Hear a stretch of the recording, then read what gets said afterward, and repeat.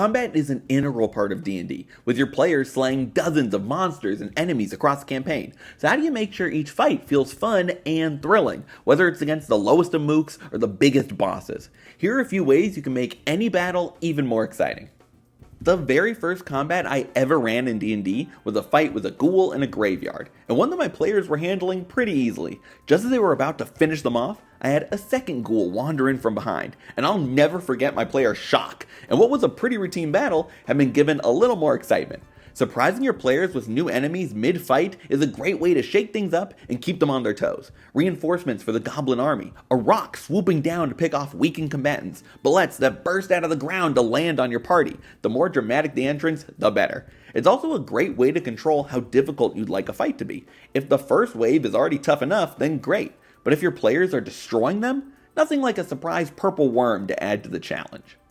Back in the old days, 2014, a lot of monsters were given lair actions, where fighting them inside their home gave the enemy certain advantages and abilities that they could use on initiative count 20. But why limit yourself to just those big bosses? Using environmental actions to add another dimension to the battle is a great way to keep things interesting. Stalactites that fall from the ceiling of a cave, bursting magma on the edge of a volcano, arcane traps that activate throughout the abandoned laboratory. Making their surroundings an important part of combat will force your players to actually worry about where they're positioned on the map, not just how close to the monsters they are.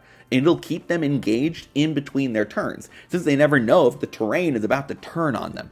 Depending on the battle, you could even have multiple different effects happening as the rounds go on. How creative you want to be is up to you, but it'll give your battles just a little more excitement. Fights can be about a lot more than just getting the enemy's hit points to zero. A lot of what makes combat fun is that your players are fighting for something. They need to keep the village safe from goblins, or defeat the Lich before they take over the world. Raising the stakes mid-battle and putting even more on the line is one way to instantly get your party to lock in. Facing off with a mummy lord in its sunken tomb is one thing, but when the entire place starts filling with sand, now they need to not only defeat the monster, but get out alive too. Or how about putting people or property in danger? The goblins become a lot scarier when they start burning down nearby barns. Now it's about how many can your players save before they all collapse. So many fights start off tense and then slowly lose momentum as more and more enemies fall. So flipping that on its head and ratcheting up the intensity halfway through a battle can really catch them off guard. The rules of D&D are there for a reason. Without that structure, we're not playing a game, just doing group improv. But sometimes, in the heat of combat, your players really want to try something cool or have a very creative idea, but the rules just don't allow it. You could draw a hard line and always play rules as written, or you can let them take a risk. Bargaining with your players mid-combat is a fun way to let them try cool things with a price. Your fighter is 5 feet short of reaching the boss. They can get there with an athletics check, but if they fail, they leave themselves exposed, and enemies get advantage against them. Your druid wants to use Call Lightning, but the room isn't big enough? Make a wisdom save. And if you don't succeed, the spell goes awry and they'll have to dodge their own bolts. This can even apply when your players come up just short on a check. My friend Thomas Fitch has a great video on his channel where he talks about how you can bargain with your players to turn a close miss from a disappointment into a fun moment. I'll link to it in the description, but the more you're willing to work with your players and let them make some risky moves, the better your fights can be. Some of the coolest moments in video games are when you think you've beaten a tough boss, and then they come back with extra health, more moves, and a grudge.